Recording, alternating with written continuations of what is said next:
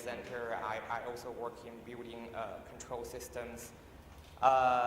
So everybody is talking about energy conservation, and this work specifically is on energy conservation on the internet.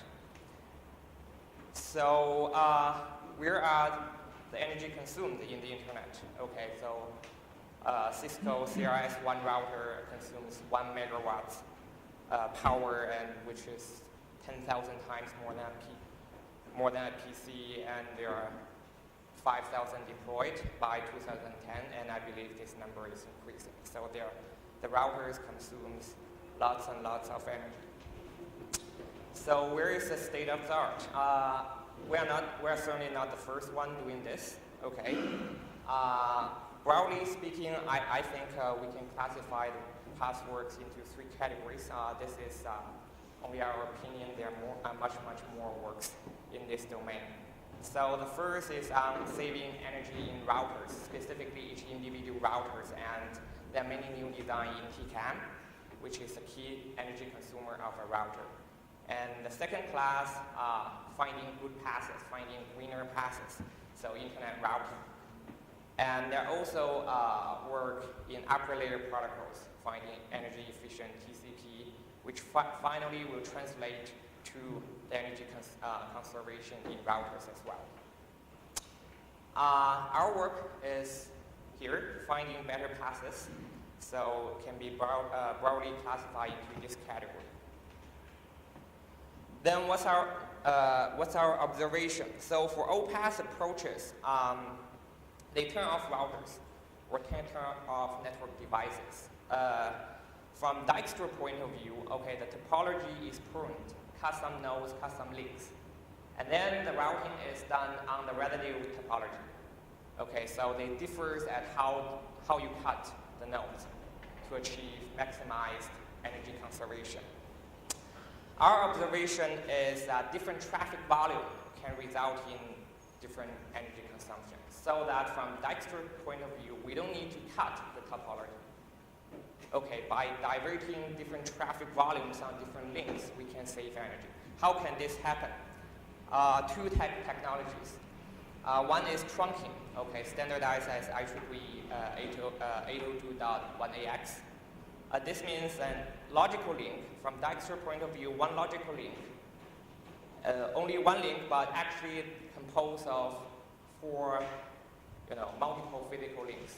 Okay, for example, one 40G logical link can be composed of 4 10G physical links.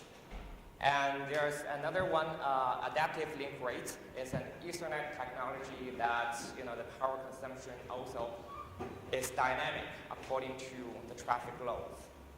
So these are the layer 2 technologies. Okay, because of these technologies from layer 3 point of view, okay, what we see is that the energy consumption varies by different traffic volume. Okay. And how can this save? If we want to find better paths, this is one example. A ring topology, very trivial. Every link is 10G, except that AB and BC, these 2 links, have 4 smaller physical links. All right, so the computation of the energy looks like that.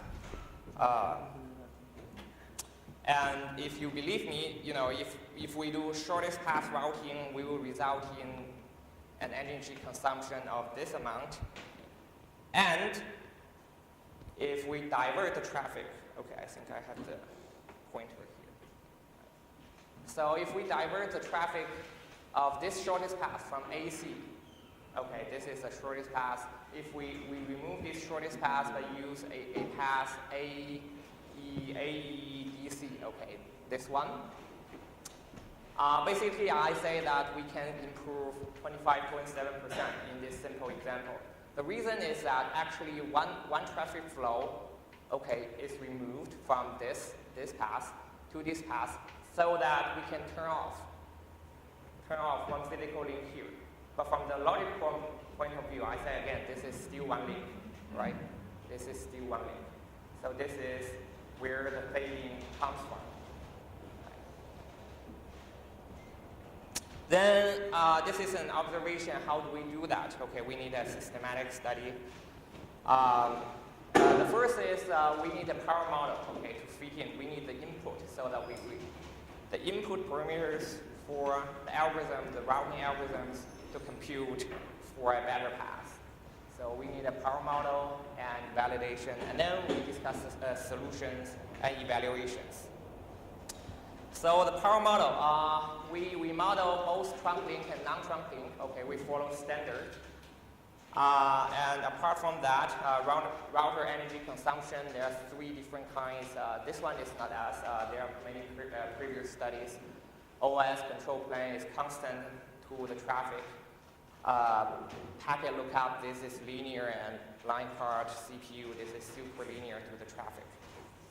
So when you do the dirty thing of do the formulation, okay, for a non-trunk link, normal link, looks like this.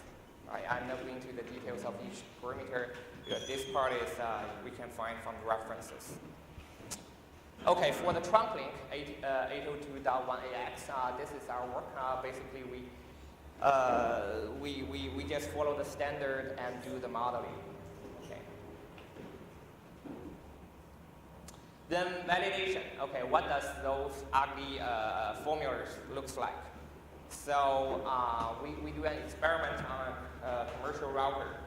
So we generate packets of 64 bytes from a PC, send into a router which consists of four links, and we vary traffic. We measure the power by an AC meter, and this is what it looks like. Okay, those ugly formulas. This one is numerical result. We use MATLAB, just dump the formula in, and it looks like this. So this is trunking a stair-like curve.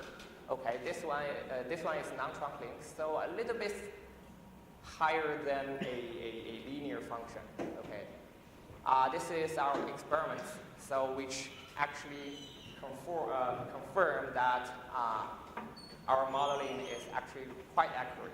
So this is the stair-like curve of the experiment result.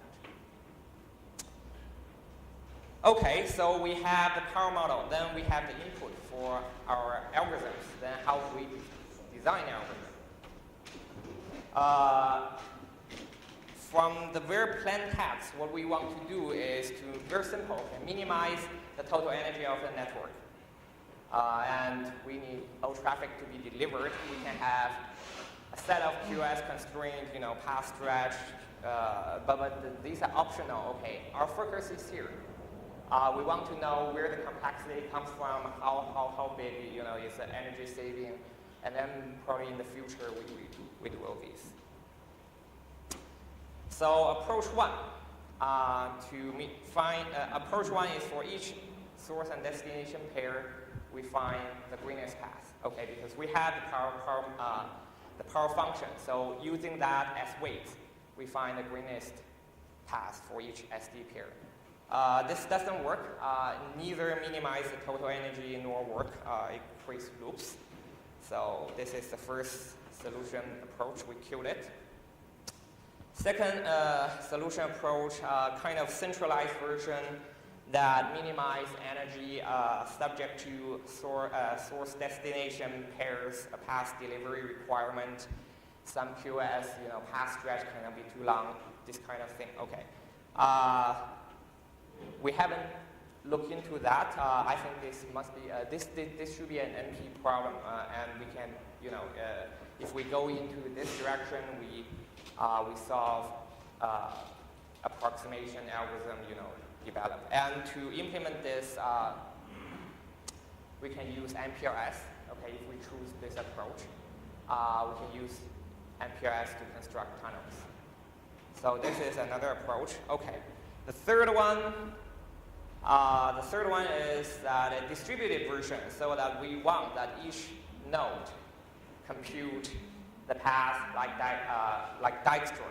Okay, and then the only thing this node worried about is to dump the traffic to the next hop, and then it's the next hop's trouble to forward all this traffic to the destination. So this is an OSPF-like way of solving our problem. So we took this approach because we think this one is easier from the deployment point of view.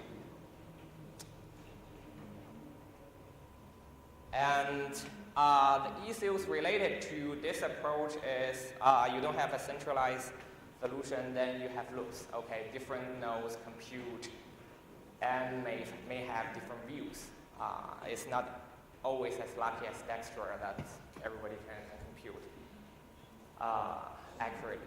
So how to avoid loops, how to maximize energy consumption, and finally, how to integrate some QoS constraints, okay, in case that you not only want to minimize find the greenest path, but also like the path stretch, don't be too far, don't be too long. So we developed 3 algorithms accordingly. The baseline algorithm is to avoid loops. Okay, where does this loop comes from? Actually, it's this nasty thing, okay. So this is an example. This is a topology, A, B, A, C, non-trunk links, BC is a trunk link. When we say BC is trunk link, its power model looks like this. Okay, for certain traffic, XL, okay, this amount of traffic, what is the weight? What is the weight of this link, BC? So when this traffic is less than 10, looks like this. When it's greater than 10, it's another one. Okay, so this part actually introduces the loop, and here is where the loop comes from. So if you are A, and you want to send traffic demand of 5 from A to C, so believe me that after computation using this power model, okay, the weights of this power model, A will choose a path of A, B, C. Okay, so because this one is the lightest weight. Okay, it's not the shortest, but in terms of this weighting function, it's the lightest. So A, B, C. And for B, okay, if B also want to send traffic to C, so if you believe me, this computation that B will choose BAC because this is the lightest, okay, the greenest from the B's point of view. And A send traffic to B, B send traffic to A. So if we are using hop-by-hop computing, you know, after A send to B and A don't need to care about this traffic, B will return to A, and here is a loop. Then what do we do? Okay, so to avoid loop, there is a seminal paper in Infocom 2001. Basically, in this paper, it says that if you want to avoid loop in a hop-by-hop approach, some properties needs to be maintained. Okay, what property is an algebra, routing algebra? So people can define a routing algebra as this arithmetic plus, this is less than, is a ranking, okay, this is the weight function. So this is a set of weight. This is kind of a concatenation plus the weight, and this is a ranking, okay, showing which one is lighter, okay. And for a routing algebra, well, if doing Dijkstra, this is just simply plus, okay, this is just less than or equal than. For others, it may not be the case, okay. And the key to maintain loop freedom, loop avoidance is that this routing algebra, okay, this topology and the weight computation all set needs to maintain left isotonic, left isotonicity, all right? So what is left isotonicity, okay? So for every subpath in this graph, if P1 is lighter than P2, by concatenating one more link on the left, okay, this ranking will hold. So this is very key. Very key. And I don't have the example here, but if you read our paper, this is reason that left isotonicity doesn't hold in here.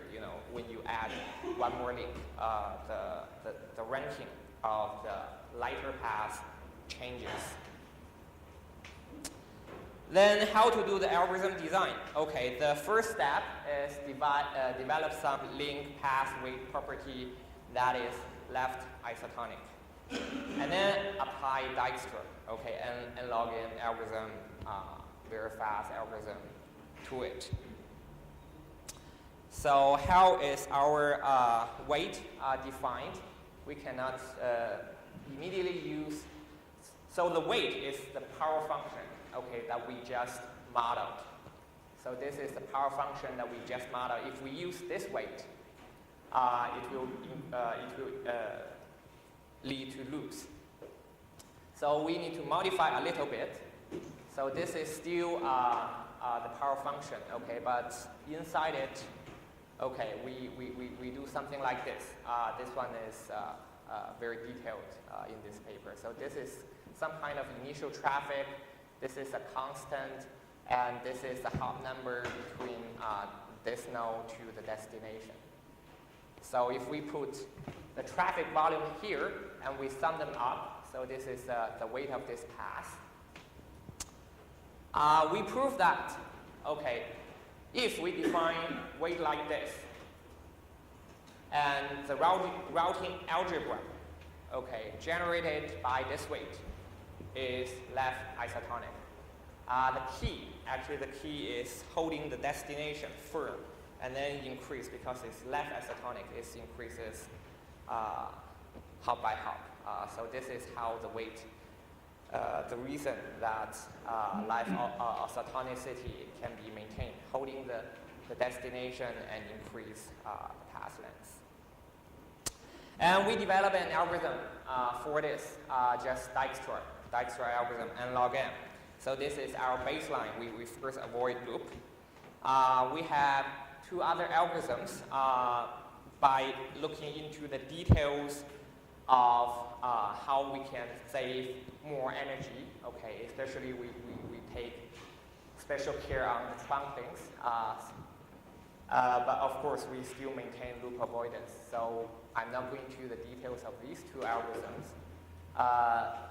The third one, we want to balance between, the path stretch, okay, because we are looking for greener passes. We don't want this path to be too long.